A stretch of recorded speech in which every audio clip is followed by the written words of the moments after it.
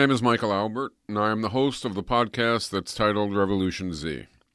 This is our 301st consecutive episode, and the 16th and last in our Next American Revolution sequence. Episodes in that sequence have been, remember, chapters from an oral history of, well, a future revolution. And as well, they have included some comments from myself, called, for identification purposes, as I go along, interjections, as in, I interject. And all that is true this time, too. As we here complete the last chapter and thus the last episode in this sequence. This one is a more manageable length than some of the others, which means I can take some time at the end to offer some of my own thoughts and feelings about the whole 16 Next American Revolution episodes or chapters. And I will do just that before signing off. I hope you'll still be plugged in to hear it and perhaps react. At any rate, in this last episode, titled 2048 and Beyond, Senator and then President Malcolm King, Governor and then Vice President Celia Lopez, Lydia Luxemburg, and Burt Dellinger discuss electoral participation and purpose and RPS's major victory. So, Miguel begins. Malcolm, and I interject this question, was clearly taken from an interview years before running for president. What have your various campaigns and holding office as a senator in Massachusetts taught you about the pitfalls and the benefits of elections and even electoral office? Personal desires aside, someone seeking to renovate society runs for office for one or more of three reasons. 1. To win and use the power of the office for change. 2. To educate in order to improve prospects for winning change. 3. To pressure other candidates in positive ways. I think all those motives are fine, and I think the benefits from the first two can be quite large. Running for office can provide massive public access for communications, and also it can open many paths to instituting changes. My Senate campaigns in Massachusetts, for example, did quite a lot to help RPS gain visibility and to help its ideas gain acceptance, and my time in office there has been similar. In the case of a senator, unlike an executive position, you can't enact changes yourself, but you can sponsor bills, fight for them, and use your visibility to support and aid movement pressures, all of which can be highly valuable. But what about the debits, asks Miguel. These are more subtle, Miguel, but also very important, and there are many. It is all too easy to get caught up in the tallying aspect of elections and to then lose track of larger educational and organizing issues and possibilities. This can even happen to excellent left candidates who start with an overarching agenda they initially see the election as just one part of. But then, under the pressure of campaigning, they may start to see winning votes as the only virtue. Pressures are so strong that they can even happen to people who are literally, while it is happening, decrying the same tendency as it has affected other people. A second damaging dynamic is for a candidate to become too enamored with him or herself, and again, to lose track of larger forces at play. This typically causes a candidate to start feeling that his or her will needs to be followed without dissent. You there, say whatever might assist me. Do whatever might assist me. Next, because of the dynamic between a candidate and all those supporting the candidate, you often get a situation where advisors and campaign workers bend their words to suit what the candidate wants to hear, rather than to convey accurate assessments.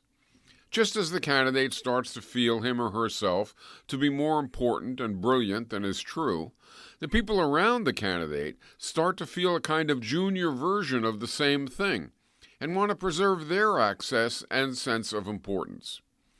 They then often function more to do that than to pursue broader agendas. Or sometimes the dynamic beyond the candidate is just as bad as its effects, but more benign in its causes, as when people around a candidate try to maintain access only to be able to have a good effect, yet the possible good effects wind up sacrificed in practice to maintain the access. Kind of catch-22.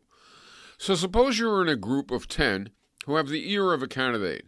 He is personally reeling a bit, morally and politically, under all the pressures. And he is getting very pushy in the group of 10, chairing every session, scowling at news he doesn't like, praising news he does like, and finally kicking someone out of the inner circle for bearing bad news or being critical. You are in the circle.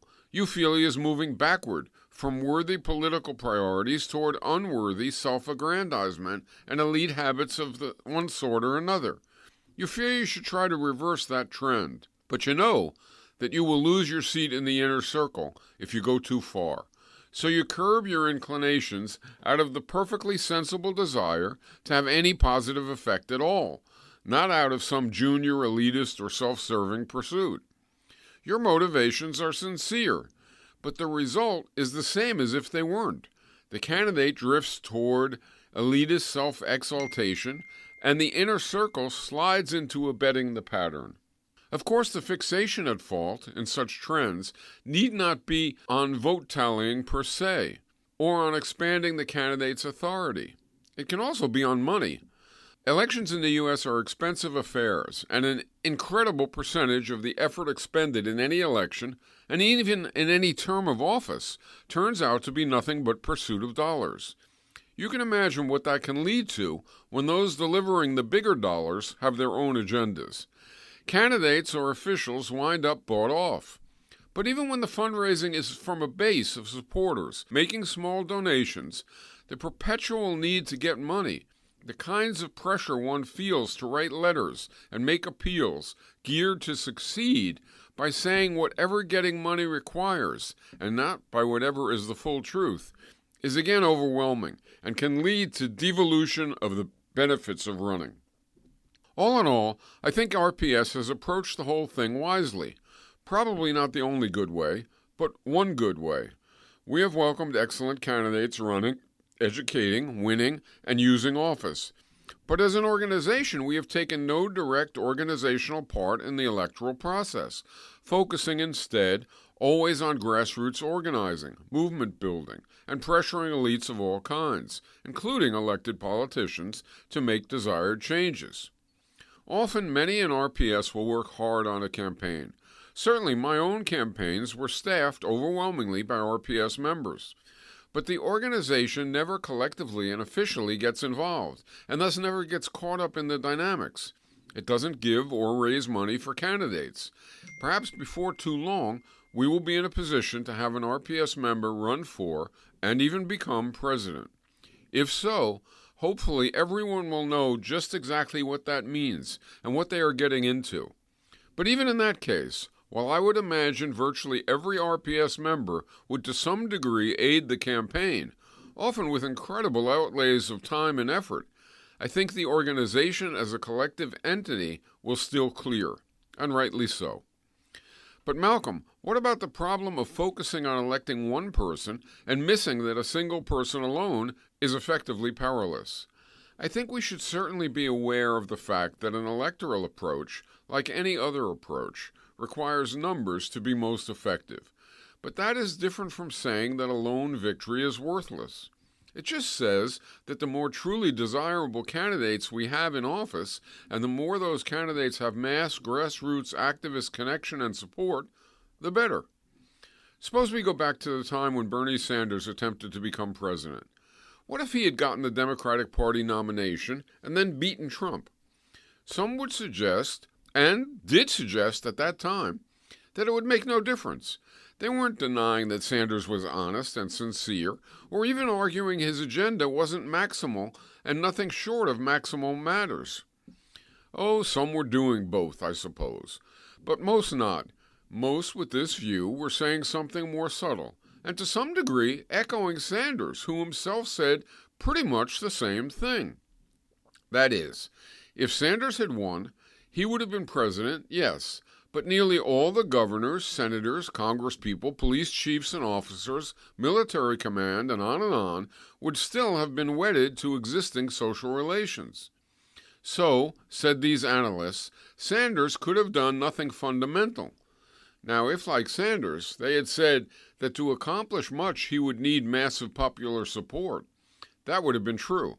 With such support, Even if he built lots of it while in office, of course, he could have improved the life conditions of diverse constituencies in the present, while also warding off continuing slides toward hell by combating global warming. He could work to create more support, awareness, and commitment at the grassroots, and to galvanize that into campaigns for critical reforms to help people and also pave the way for further actions. He could have very significantly sped up the emergence of RPS. Consider Chavez, years earlier, winning the presidency in Venezuela. It is not an exact analogy, but not too far off for the point we are discussing. He had Miraflores, Venezuela's White House, but he had no governors, a few mayors out of hundreds, and a very few legislators, as well as nearly no local police. And yet he did a ton, which could have gone much further but for various mistakes, I believe, as well as very substantial outside factors. But that is for another time. The point is, a sensible approach to electoral work should focus on a wide array of offices, many local, fewer statewide, and still fewer national, just as we have been doing for the past 20 years. But if you manage to win the more encompassing positions, or even just one of them, and you don't succumb to the various pitfalls of the process, then holding that office can be very helpful indeed. Miguel turns to Celia. This is also from an interview years before she ran for vice president. Can you tell us a bit about running for and becoming governor of California? What did you take from that electoral experience? We had to traverse the state over and over to get out our message. We talked directly to huge numbers of people, and then our public gatherings, speeches, TV addresses, and the debates reached still more. Throughout the process, we extolled the RPS program, and we urged RPS involvement by our supporters. We constantly indicated not only the programs and policies we would try to rapidly institute, but also where we hoped the changes would lead. The truth is, when we started, I, at least, didn't anticipate winning.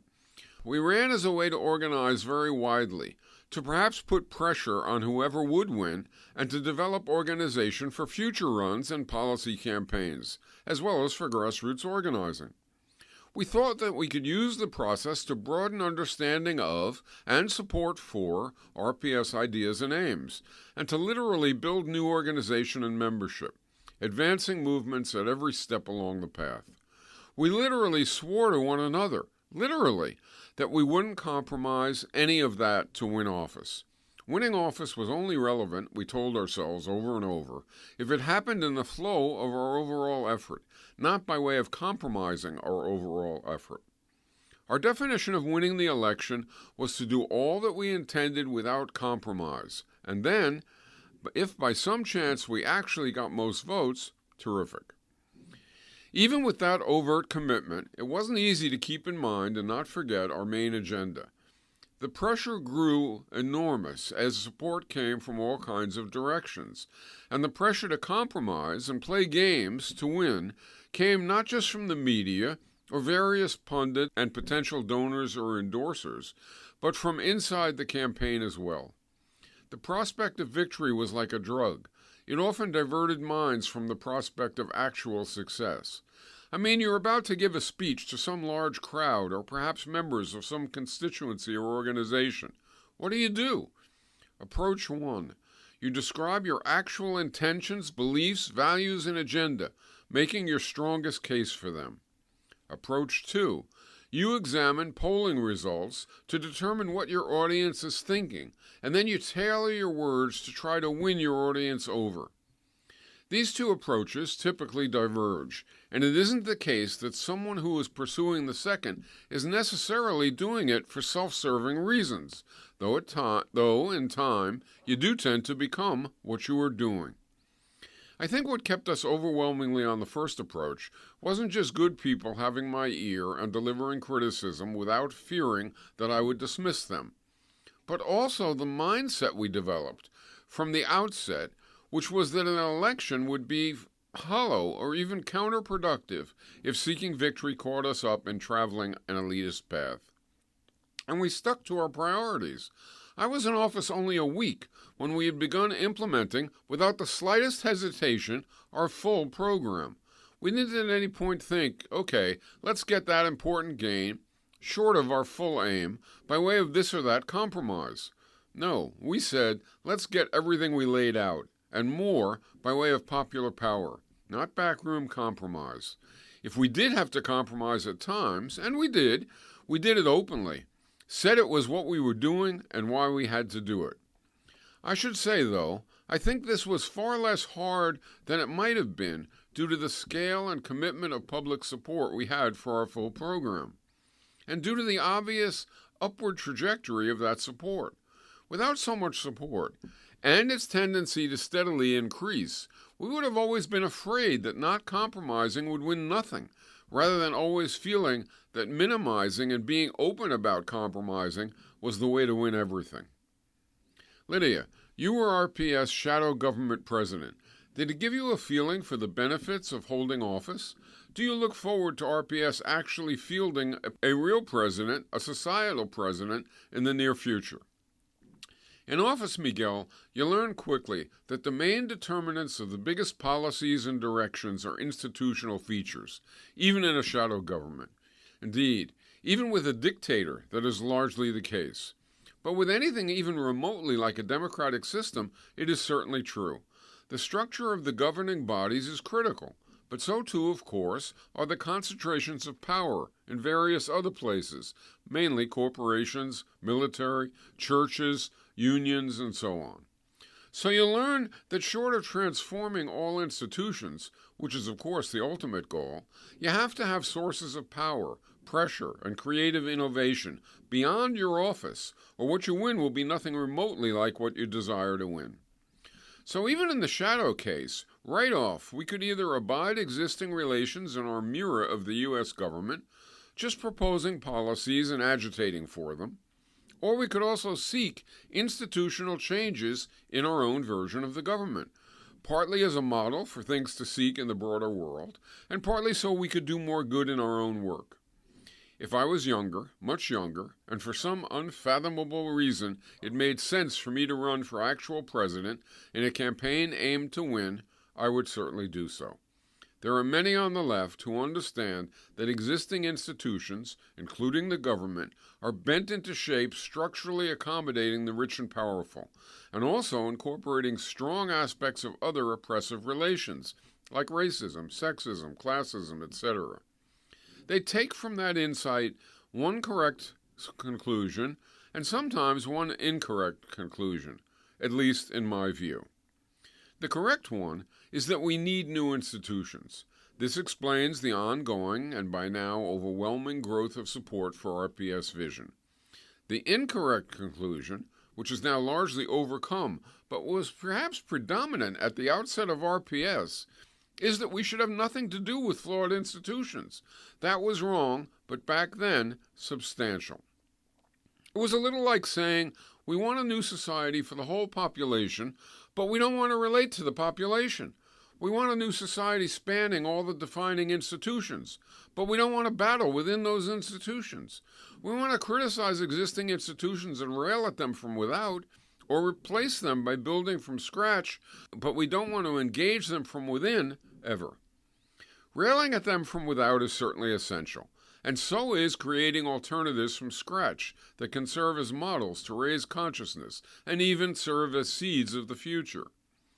But suppose someone said to radical working people, we want a new economy, so stop operating in this one. You can see, I hope, that is utterly absurd. First, it means ceding that terrain to those who are not radical. Second, it means giving up one's job. And third, it loses access to all the lessons that can be gleaned by operating within existing institutions. Not only lessons about what is wrong with them, but lessons about what is needed in their place. And finally, most important, it also forgoes victories inside those institutions that would make people's lives better now. It often even acts as though such victories wouldn't matter, which can become a very callous stance. It may be harder to see, but the government is similar to the economy in all those regards, And there are added aspects as well. Corporations are entirely places where nothing non-profit seeking can be done other than by applying pressure. Government is at least somewhat different. The deck is certainly heavily stacked, and the structural pressures to compromise and become what you don't want to be are enormous. But it is also true that there is some real room to maneuver, and that there are many games we can win simply by changing minds, much less winning elections or using levers of power to influence outcomes. At any rate, my feeling is that there are very serious and dangerous pitfalls, not at all easy to avoid. But to not try is to forego still larger gains able to be won. And yes, I think we have gotten to the point where our support is so broad and, even more important, so deep that we can now win at the highest level. Bert, you too were an RPS shadow president after serving as vice president with Lydia. Do you see the situation similarly? Yes, Miguel, very much so. If I had to suggest a difference, I think I may be just a hair more sympathetic to those who are so caught up in rejecting reformism that they go overboard and think it requires literally avoiding reforms and steering clear of working within mainstream institutions. I get the sentiment. Hell, in my bones, as a feeling, but only as a feeling, I even share it. The levels of hypocrisy rooted in conforming to injustice are so intrinsic to existing structures that it is hard, though not impossible, to avoid getting sucked in, chewed up, and spit back out different. One should try to navigate the shoals of government. A trick, however, can help. We don't think it is inevitable, or even a very strong prospect, that if you as an activist get a job on an assembly line, you will become an advocate of wage slavery. But why not?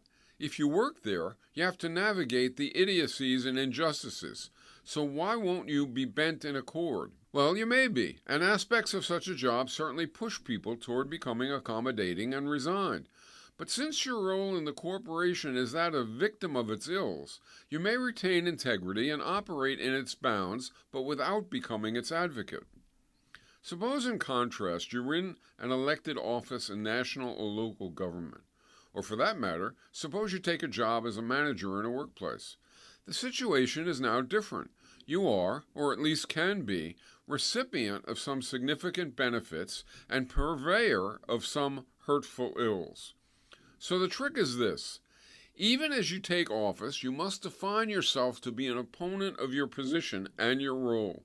You have to literally see yourself as a fifth column, from without, beholden to those outside, and only operating inside to pursue interests defined outside. Or at least that is how I see it. I should say as well that even in the shadow government, the effects of greater support and more clarity mattered greatly. In the years I was VP serving in Lydia's administration, we made great headway, but it was quite hard. Instead of mainly working on change, much and sometimes even most of our energy had to go simply to developing our methods and procedures and filling out posts.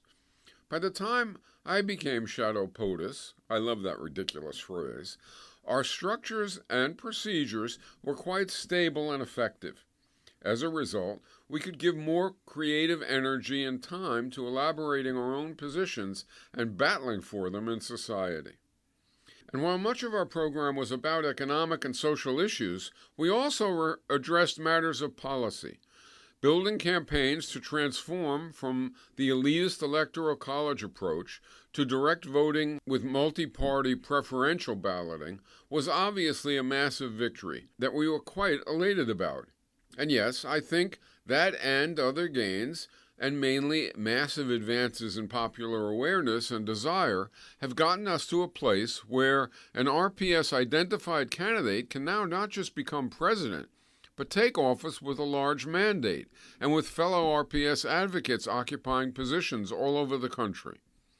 Malcolm, interviewed, remember, a few years before running for president, do you anticipate an RPS candidate winning the 2048 election? Well, it is still nearly 4 years off, so we are on thin ground predicting anything. But with that caveat, yes, I think we will win outright, and with our full politics on display. with over 60% support, and perhaps even more than that. We have had a number of progressive administrations that negotiated with us in good faith, that sided with many of our reform efforts, and that had to give in on much of the rest of what we sought as well, due to the scale of popular pressure. I think the population is now ready and eager for the start of more complete fundamental transformation. Some time back, when New York, California, Minnesota, and surprisingly Texas elected not only progressive but RPS governors, and did so by large margins, and when those governors proceeded to aggressively aid RPS efforts at the state and local levels, the result was incredibly positive for nearly everyone, and the die was cast. The momentum became undeniable, and at least to my eyes, irreversible. I think the biggest consciousness shift was perhaps back in 2024, when working-class votes for right-wing reaction fell off dramatically. Fear of immigrants and minorities, plus warranted skepticism of Democrats and hope for upheaval to yield good, had earlier polarized millions into conservative votes. But that significantly collapsed. People had come to understand that the real source of pain and suffering for working people was profit-seeking and other oppressive structures as well, and people were enjoying steadily growing racial and gender solidarity. So it was confusion that had started to melt away, not the anger and desire that had already existed. By 2028, and then especially by 2032, the class antagonism toward coordinator elitism and their material advantages had also largely transformed. It didn't disappear, of course, but it became highly informed, and it switched from opposing liberalism or progressivism to opposing coordinator obscurantism and elitism, aimed at maintaining coordinator dominance. It had grown to understand the division of labor and the need for allocation of resources to education for all. In 2040 and 2044, those trends continued, but I think the tipping point change was the growing popular belief in a viable alternative system. We moved from people siding with RPS views and values in their hearts, but not believing that RPS could actually deliver, and thus not being willing to seriously support RPS program for the country as a whole, to steadily more people having informed faith that a new society is possible and worth winning, so that supporting a candidate offering RPS program would be a step forward. So I think in 2048, the campaign and debates won't have to spend much time arguing the ills of mainstream approaches or the virtues of our preferred candidate as dignified, capable, inspiring people, or, for example, as a potential president. There will be, instead, pretty much one pivotal issue. If I vote for a revolutionary, am I voting for an idea I like, but unlimited chaos and civil strife that ultimately won't usher in a new society because opposition to a new society will be too strong to overcome? Or am I voting for a careful but unrelenting struggle that despite repressive opposition will culminate in implementing a new society at every level?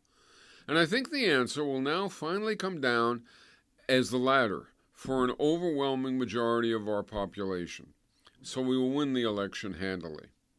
And I think that winning the presidency, even if we don't get Congress and the Senate too, though I think we will get both, will greatly speed up our long march through the institutions, both changing them from within and replacing them with complete alternatives.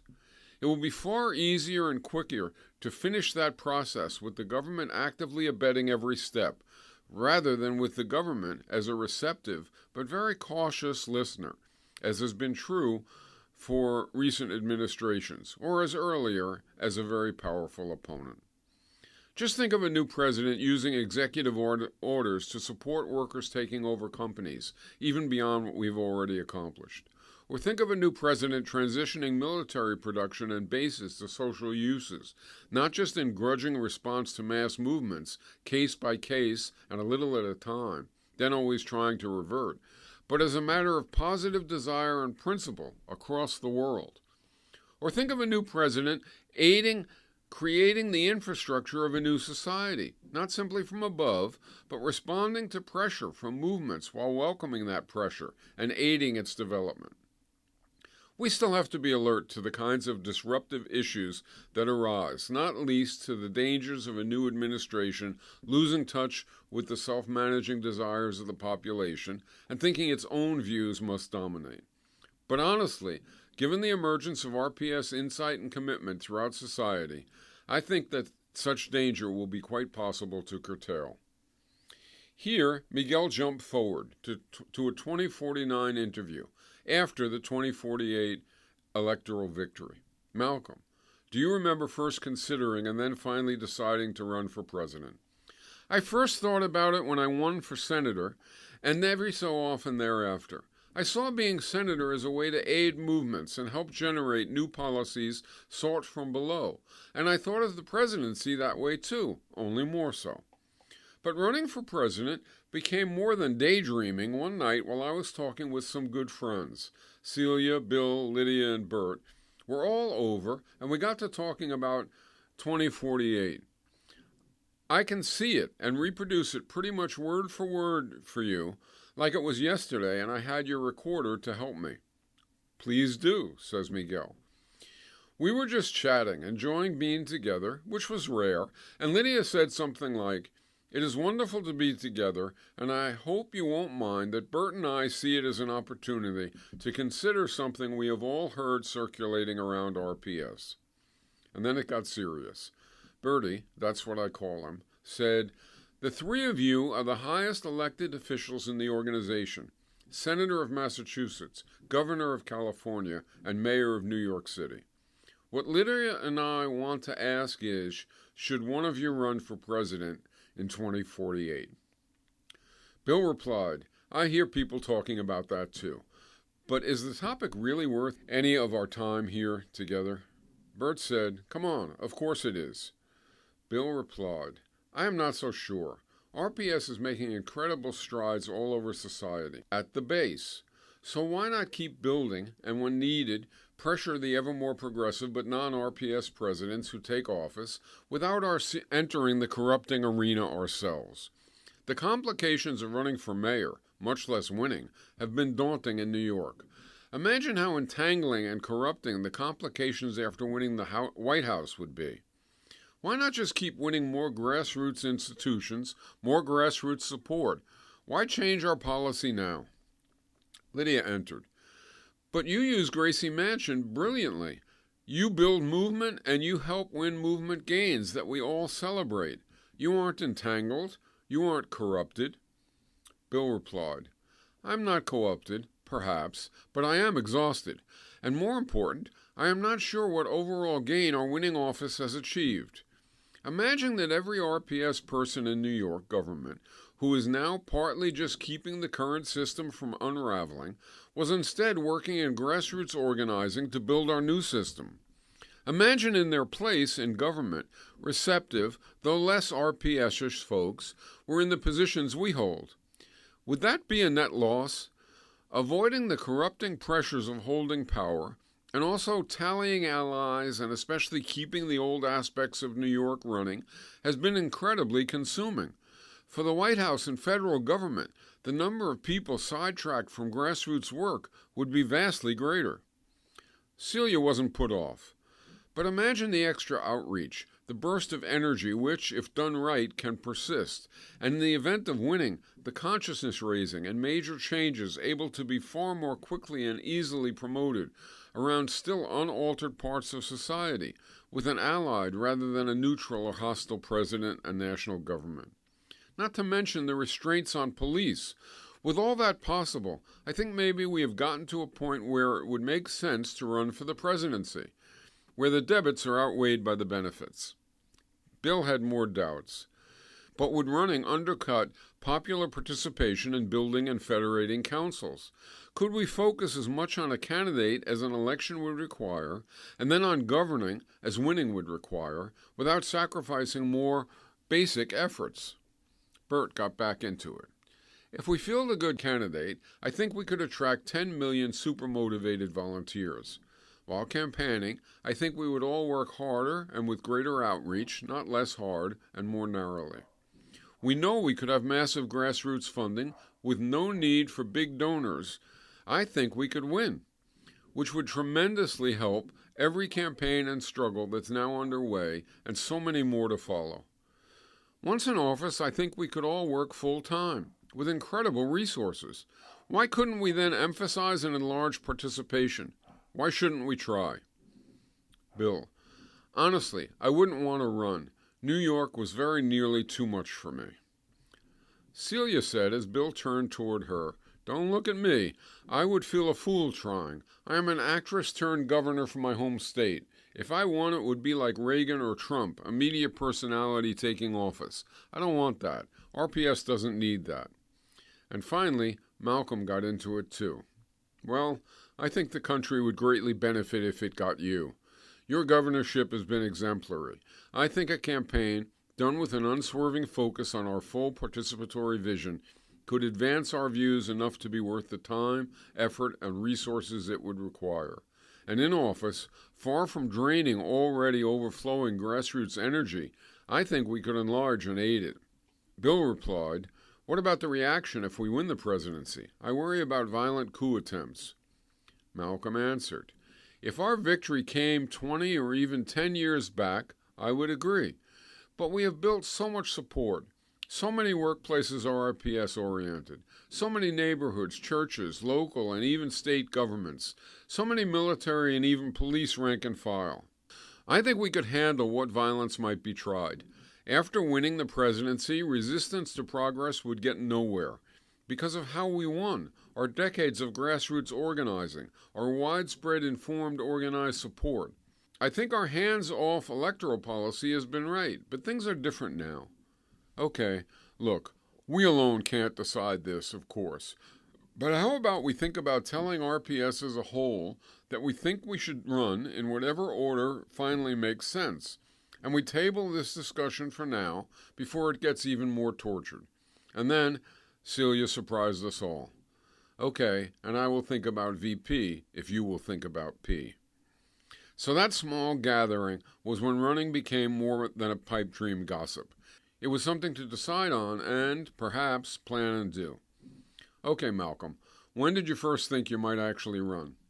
"I came to believe we might elect a full-on, uncompromising RPS president and keep the office, whoever it might be, in 2043 during the general strike. Like everyone, I saw cities shut down, plants empty, stores and malls empty, streets full of marching workers. I watched police join the marchers, ending at huge State House rallies. We couldn't experience the incredible power of workers stopping the country and showing such an incredible depth of commitment to revolutionizing society and not feel that one part of what was to come would be taking over the government and putting it in service of the fundamental change that was blooming all over the country, in homes, neighborhoods, churches, schools, and workplaces. I was amazed, inspired, but also humbled. The crowds were enormous. It felt like victory," says Miguel. "I even thought we could take over government right then." "I believe you were right," replies Malcolm. "We could have surged into government offices all over the country, including in Washington. That much was possible already in 2043. But then what? We weren't ready to staff, much less fundamentally redefine all the agencies, and handle, much less redefine all the tasks. And in any case, we didn't want to usurp government with a unilateral act. And finally, while we could have done it, could we have held it against violent efforts to oust us? We didn't have a full program developed from our base and that we had all together discussed and refined at anything like the scale we would need if we were to use the government to effectively help and promote ongoing activism to transform all of society. We realized that if we were going to protect, maintain, and grow participation in rebuilding society, we had to win office and change government in an accountable, participatory way. Not by charging into office with no plan. We didn't have time to do that by 2044, so it would be 2048 earliest. Until then, and thereafter as well, We had to keep creating new institutions and winning changes in old ones. We had to build popular support and clarify not only for taking over workplaces, schools, hospitals, local agencies, and also the national government, but to then ward off elite attempts at reversing the steps taken while we retooled and renovated the government to become the desired participatory polity based on federated assemblies. And yes, I realize we had to run. So you ran to win? Yes, we ran to win, but with an absolute commitment that we would not compromise RPS views to seek votes. When did you begin to think you really would win? You know, we just worked, day after day, trying not to think ahead to winning, or not until, for me at least, at the debate in early October, when lies failed and reasoned passion prevailed. Your closing statement, says Miguel, was like a lightning bolt of truth for the country. You took the gloves off. Do you remember it all? Of course, but first I had to hear my opponent attack me. Would I have gotten as aggressive as I did without that? I don't know. So I guess maybe we have him to thank for the lightning I threw back. Here were his remarks. He said, Senator King, how can you possibly have the audacity to stand before the American people and say they should elect you president? You, a man who anarchistically aims to overthrow our government, a man who socialistically wants to obliterate our property rights, a man who feminazi-like threatens to topple society's family fabric, a man who would cravenly reduce our armaments, armed forces, and police to passivity, a man who would make our country pitifully weak, a man who denies religion, attacks individual creativity, promotes soul-destroying collectivism, and denigrates our foundational white roots. You are a traitor disguised as a candidate. It will be a pleasure to ship you and your movement's pathetic power envy and psychotic animalistic anger back to the fringe communities that spawned it. I happily cede to you my remaining time. Take as long as you like to reply. Your words will only deepen the horror our audience already feels at your vile intentions. He left me no choice, and so, as you say, I took the gloves off. I replied, You have no more to say? No more vague, wild assertions? Nothing positive to offer? Okay, I will gladly use your remaining time. You wonder at my wanting to anarchistically overthrow our government. I plead guilty. Unlike you, I don't want to preserve elitist, centralizing, mind-numbingly anti-democratic, bureaucratic structures against participation by the American people, just to preserve the power of centralizing sycophants like yourself, who unaccountably hunger to control the destiny of millions.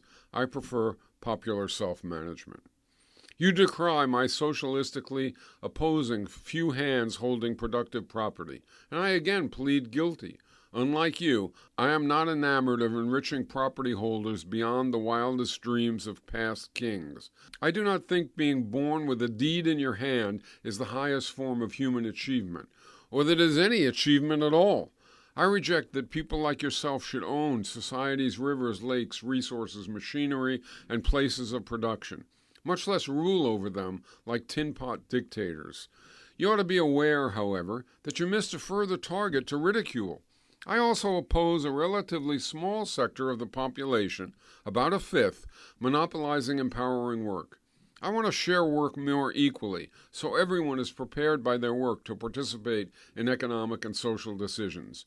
Unlike you, I want equitable incomes for all. I want empowering, dignified work for all. I want people able to decide their own working lives. I would say it is a wonder that you don't want these gains for all humanity, but your attitude isn't a wonder. It is unmitigated, self-seeking, antisocial greed. You say I want a feminazi-like topple the family fabric of civilization. Why?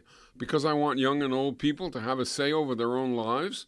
Because I want families and all living units to freely nurture the next generation without imposing on them preordained definition of what boys and girls have to become? Because I want parents and children and extended families to have optimal health care, empowering work, and shared responsibility for their own and for all social life?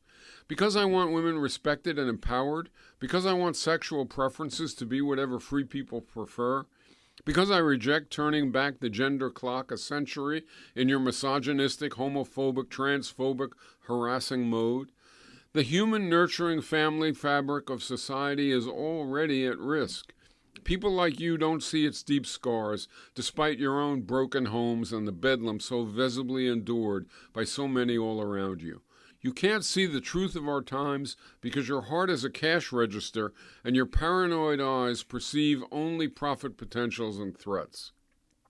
I want to restore and enrich society's fabric. You want to rape and plunder society. I see all families as repositories of love and sources of wise, confident participation. You see most families as sources of cheap, obedient labor. I see society's countless communities as allied and equal centers of creative diversity. You see all but your own community as fringe targets to ridicule, restrain, and repress. You say I would disarm the country, neuter the police, and leave us helpless because I reject siphoning society's wealth into useless and pointless weapons that, were they used, would destroy all humanity. You say I would neuter the police because I want properly paid and empowered justice workers that serve the public, not power, and I want our children's and our children's human potentials to develop free from war, pestilence, coercion, and restriction in a world of shared peace and plenty. I am guilty again. You're absolutely right that I want all that. You call it making our country weak and defenseless. I call it making our country worth defending. You say I deny religion and sublimate the individual to the collective. Why? Because I want all religions, races, ethnicities, and nationalities to be free of fear of imposition and negation from without? And because I want individuals and collectives prepared and in position to self-manage their destinies without having to submit to the whims of the rich and domineering elites that you serve? You're right again. I do reject your racism, your sexism, your homophobia. I am guilty as charged. You say that it was a pleasure to have run against me, and that it will be a pleasure to ship me and revolutionary participatory societies' pathetic envy and psychotic animalistic anger back to the fringe dwellings that spawned it. Well, I have some news for you. Those fringe dwellings are the soup kitchens, apartment buildings, private homes, schools, hospitals, ball fields, churches, and workplaces of America. Fringe to your gilded billionaire lifestyle? Yes, I suppose so. But we will see soon enough what goes away and what goes forward. Will the American people vote against RPS and our own futures, and less relevantly, against Celia and I? Or will they not only elect the two of us, but continue their steadily escalating popular participation in revolutionizing all sides of all of our lives? After your display here tonight, I too feel ready to predict the outcome. I predict that some folks will vote for you due to fearing make-believe demons that you and your media moguls have manufactured. And I predict some will vote for you to defend their elite interests with no concern for society. But I predict most people will see past the confusions and prejudices that have historically allowed the likes of you to win office. You are about as venal as was, say, Donald Trump 25 years ago. Your ignorant posturing, your bullying, your pathetically hypocritical life, and your self-serving views, all admittedly more eloquently expressed than Trump could ever manage, have lost too much of their deceiving power for you to push anything aside, much less to push aside RPS, the most grassroots, democratic, participatory, multi-focus movement this country has ever seen. Good luck with that. I wish I could be a gentleman and say it was a pleasure to run against you, but I can't. It has been a bore because you are an empty vessel of hate. It has been depressing because even in one lonely body, such an amalgamation of narcissistic evil as you embrace is seriously depressing to behold. We will soon see what the country decides. Will it opt for you and your hate and fear, and the billionaires who pray that you will prevail to help them keep and even amass still more millions and billions? Or will it opt for me, Celia, and RPS program, for our hopes and thoughts, and for the women and men, boys and girls, movements and activists who work for our campaign to prevail, so we can in turn aid their efforts to build a vastly better future? Time is on our side. Your day is slip-sliding away. Good riddance. All through that, the place was on fire, says Miguel, and so was my living room. Watching it, and millions more all over the country, and I bet the world too. Pandemonium broke out. Okay, so really, when did you absolutely know it was over, that you and Celia would win? I suppose it would show appropriate modesty, Miguel, to say only when the ballots were counted. But it would be a lie. I knew for certain we would win at the Houston rally just a week after the debate. I thought it was over after the debate, but I was nervous that maybe I had gotten too aggressive. I didn't know for sure. But then, to have 1 million people, and even more, greet us in Texas on the streets of Houston, clearly aware of and supporting our program, and not just us, was incredible. I looked at Celia, she looked at me, and we both knew the vote would be the landslide it was. And then we did some interviews in the Oval Office with you, and then we appointed you press secretary, and then you gave your first briefing about the UN session. Do you remember that? Yes, of course I do. It was my first press briefing as press secretary, and what a jolt being appointed was. I remember the briefing word for word. Good morning. As press secretary, I have a lot of ground to cover, so let's settle down and begin. If you will bear with me a minute, I would like to offer a few words before taking your questions. As you know, yesterday President Malcolm King spoke to the UN General Assembly and the world. His speech was simple, emotional, and blunt. It reflected unfolding events and aspirations here in America. For any of you who may have missed it, in the first part he apologized. In the second part, he promised. In the third part, he celebrated. In the conclusion, he embraced. Okay, it was just a little bit ago. What, early January 2049? Do you remember it, Malcolm? I want to hear it, if you would. Of course I remember, Miguel. I felt a little odd at the podium of the UN wearing my RPS hat, but I said, fellow citizens of the world, in the name of my country, I apologize for our military and fiscal role in international mayhem and injustice, from Latin America to Asia and from Europe to Africa. I apologize to Korea, the Philippines, Indonesia, Guyana, Vietnam, Cambodia, Laos, the Congo, Zaire, Brazil, the Dominican Republic, and Cuba. I apologize to Chile, Greece, East Timor, Nicaragua, Grenada, El Salvador, Libya, Panama, Iraq, Afghanistan, Haiti, Yugoslavia, Iran, Venezuela, Somalia, Syria, and Palestine. I apologize for our support of dictators, for our exploitative extractions, for our arms shipments and our arms use. I apologize for threats, boycotts, and destruction, for massacring Native Americans, for slavery and racism, for sexism and sexual predation, for Hiroshima, Nagasaki, and more. And I remember that I continue to address the assembled press, says Miguel. Echoing his voters and RPS, King promised we would together reverse our history of exploitation and violence toward others, and in its place enact a new agenda of sharing and respect. He promised we would study war no more, and instead foster solidarity and mutual aid, with the same energy and effort that we previously put to war-making and profit-seeking. He promised and evidenced an entirely new and compassionate internationalist mindset. He celebrated transforming our domestic defining institutions of polity, economy, culture, and kinship, and our relation to the natural environment, to remove hierarchies of wealth and power, and to attain a sustainable new historical beginning. He promised to aid and learn from all those who have already or who will now take up similar aims, as they deem suitable worldwide. And he continued at the UN, quote, amidst our tremendous, sustaining, and enriching diversity, we need to embrace our shared universal humanity. We need to celebrate and apply our shared values of human liberation, solidarity, diversity, equity, self-management, international peace, and environmental balance, to all our own countries, each in mutual aid with the rest. We must reject greed and profit-seeking. We must reject self-aggrandizement and power-wielding. We must embrace our natural home, our planet, to replenish it, not to spoil it. We must usher in a new era of empathy, a new time of joyous exploration of our collective capacities. As an emissary and servant of the revolutionary people of the United States, and in accord with their wishes and learning from their incredible grassroots endeavors in our workplaces and neighborhoods, I embrace all around the world who will do so, and I embrace the UN itself as a valuable tool for the task. And then Miguel continued his press conference. Now, if you have questions, yes, Leslie, why don't you begin?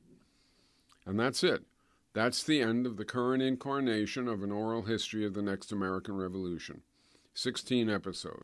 Why did I say current incarnation? Well, I intend to try to get the 16 chapters published as a book, a novel, I guess, a future fiction novel. We'll see what happens. But why did I even do this project at all? Well, in the first place, and remember this was years ago, I started this because I wanted to find another way to communicate about the possibility of winning. Not so much the vision itself. I've done that a gazillion times. It's not enough.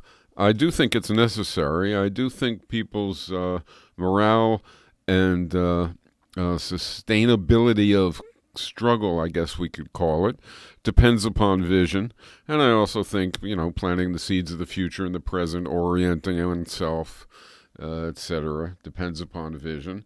But vision without a belief that it's possible to win can be sort of like asking people to martyr themselves. What's the point of seeking an unattainable vision, no matter how good it is, if you can't win?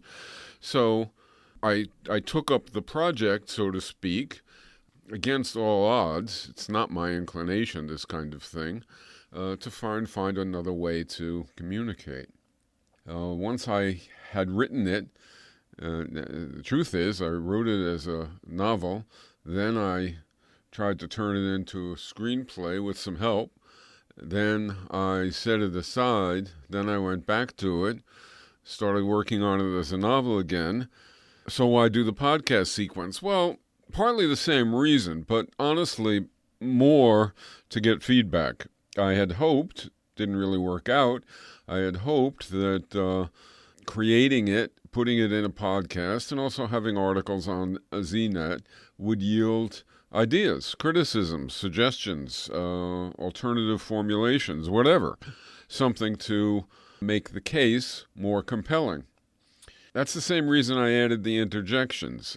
As I was reading the thing, I did have reactions, and I thought it was, another kind of, novelistic twist to get fully into the mindset of I was channeling future formulations by future characters in a future revolution. It was actually not that hard for me to do, because the truth of the matter is, as I read it, I was in the mindset that I was reading something that had been delivered to me. And so I did have comments and reactions. I tried to keep them not too frequent, not too much, and I called them interjections. What did I hope to accomplish? Well, again, I hope to elicit advice, to elicit suggestions and criticisms. What's next for the material is I hope it'll get done as a book. We'll see. I'll submit it. I admit I think the odds are relatively low. I think that publishers who publish nonfiction will say, it's fiction, Michael. What are you talking about? It's not for us. And publishers who publish fiction will say, come on, Michael, this is obviously nonfiction. You're trying to communicate the way you communicate in a nonfiction book. It's not art. It's not a novel. And so everybody will have a good excuse for rejecting it. Maybe it deserves rejection. Maybe it's not that good. I'll admit to you that as I read it, I liked it. I thought on two counts. I liked what it said, and I thought that it might be able to communicate where I hadn't been able to communicate before. It's not too late to impact the result. I'm now going to work on it again. I'll tell you, I don't know how many of you have the experience, but working on the same material over and over and over is not fun. And it does get tiring, and it does get kind of diminishing returns after a while. But if people email me with ideas and with literal suggestions, in chapter 4, when you say this, that sucks. Can you do something more like this other possibility? That kind of stuff will yield results. I am very relaxed about making changes in something that I've done when I have concrete suggestions of what to do. So, all that said, this sequence is over. We'll see where things go next. And thanks for listening to it. This is Mike Albert signing off until next time for Revolution Z.